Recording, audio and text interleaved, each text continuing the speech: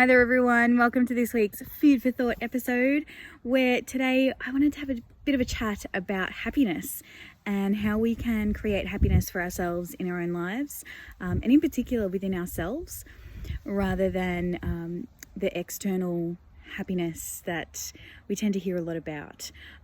So for example, if you hear people saying things like, oh, I'll be really happy when this happens, or I'll be really happy when so-and-so does this for me, or I'll be really happy when I see this, or when something external to us happens, because that kind of happiness is lovely and really nice to experience, but often it's not that lasting happiness that we can create for ourselves on demand anytime.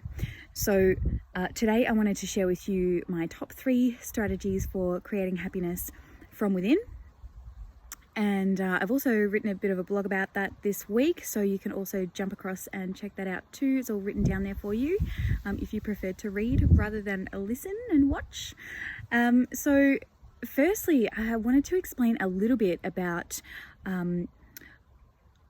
unhappy people and how unhappy people can create unhappiness for themselves, because happiness is a feeling, and I believe, and I have lots of evidence to support, that we can create our own feelings and we can choose the feelings that we experience day in, day out.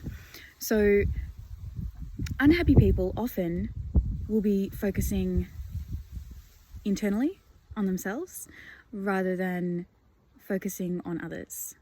Happy people, you'll find, often focus on what they can do for others and what they can give, rather than focusing solely internally on themselves. That's one fairly common distinction that I've noticed between people who are consistently unhappy versus consistently happy.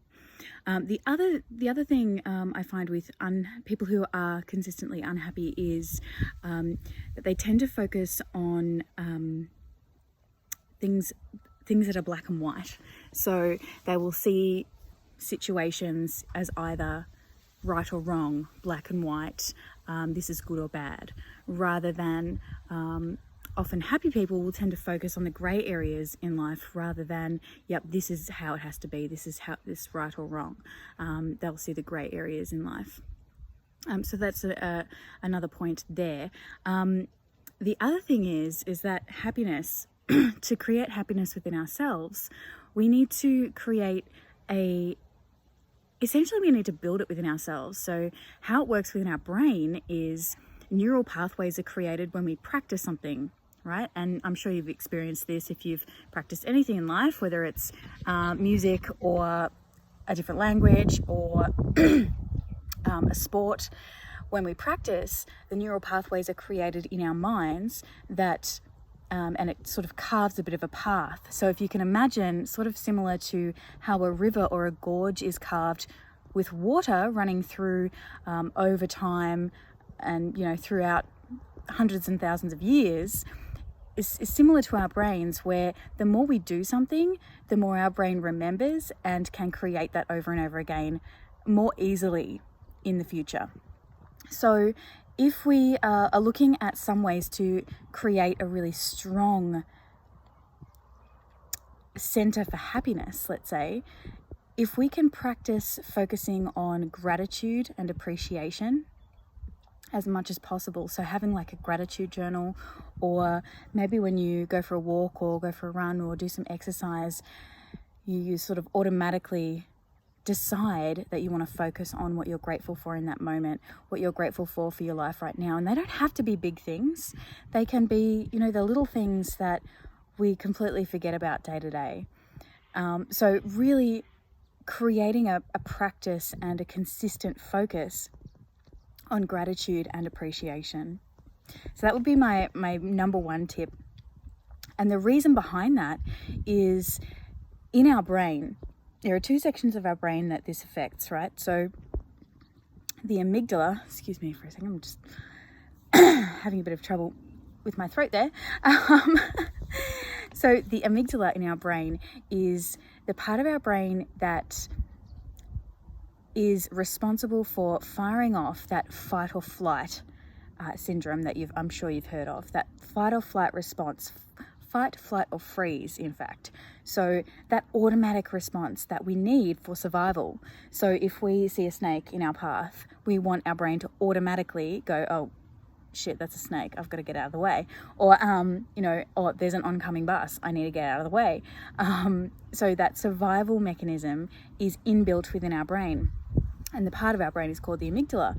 And so the thing with the amygdala is that it cannot distinguish between a real threat and an imagined or a perceived threat or fear.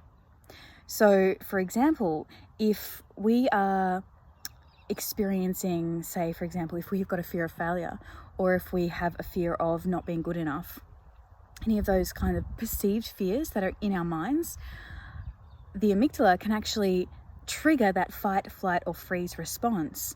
And often in that case, it's the freeze response where we find we don't do anything. And so we cannot get rid of this part of the brain, right? It's with us forever. It's a survival mechanism, and it's probably not going to go anywhere. Thank goodness, because we need it. But it also can hold us back when it comes to putting ourselves out there and pushing out our comfort zone, moving past our comfort zone so that we can create, new and amazing experiences. It's the school bell going in the distance.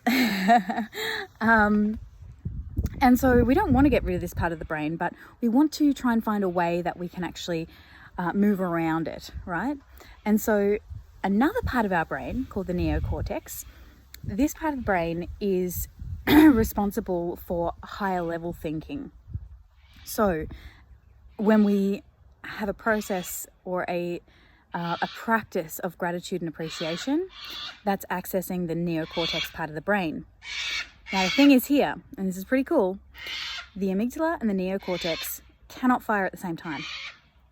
So if you're focusing on gratitude and appreciation, you cannot, technically speaking, experience fear at the same time.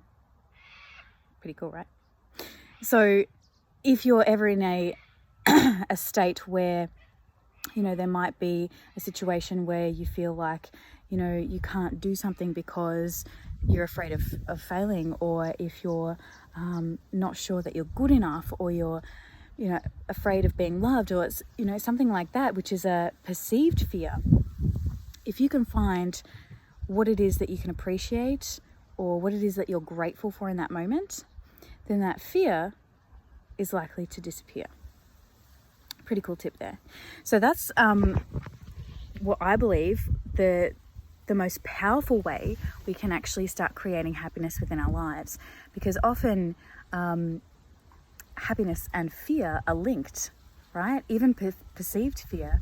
If we are constantly experiencing a state of fear, and because of that fear we stay stuck and we're not moving forward, that creates a feeling of stuckness and again leads to unhappiness and unfulfillment, because we're not doing the things that we want to be doing to achieve those things that we really truly want for ourselves. So I trust that was valuable.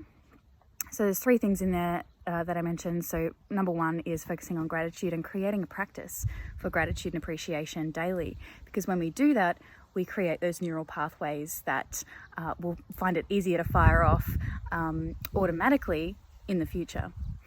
The second thing was to focus on others rather than ourselves. So focusing on what we can do, what we can give for others, rather than just focusing internally on our own lives.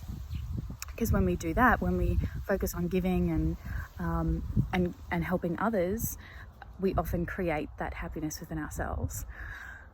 The third thing was to focus on the grey areas in life rather than, yep, this is right or wrong, or it's black and it's white. So to focus on those in-between things rather than the absolutes. So they're my top 3 things that I can recommend for creating internal happiness, so that we don't have to rely on those external factors to create happiness for us, or to give us a sense of joy and happiness in that moment. We can actually start building happiness that is more fulfilling and more sustainable. So I'd love your thoughts. If you can pop a comment down below, that'd be fantastic. Let me know what you think. And as I said, I've written a blog this week about it. So if you want to go and check that out and have a bit of a read through, I've got all those ideas set out in the blog as well. That's all for today. Bye for now.